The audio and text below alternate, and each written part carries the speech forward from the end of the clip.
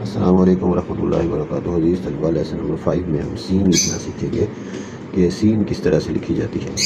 खुशखती course के lesson number 5 में scene लिखते हैं।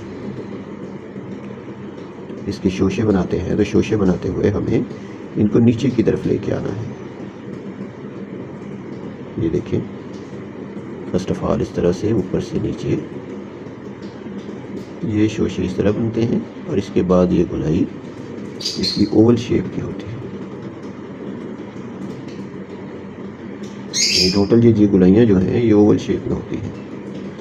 बुनियादी तौर पे इस मार्कर से लिखने का ये भी फ़ायदा है कि अगर कोई बोर्ड पे लिखना, वाइट बोर्ड पे लिखना चाहे तो उसे भी समझ आ जाए इस बात की, और के लिए भी इस जो है वो लेसन का, ये इस लेक्चर का फ़ायदा है। तो ये ताकि वो भी सिखा सके अच्छी तरह से।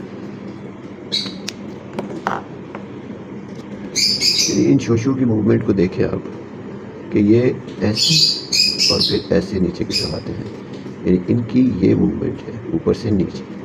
तो इनको हम जब लिखेंगे 4 लाइन्स में तो इस तरह से लिखेंगे, ये और ये से ये गुलाई बनाएंगे। अब ये जितनी भी गुलाइयाँ होती हैं ये ओवल शेप होती हैं, यानी बैजवी शक्ल की, अंडे की शक्ल।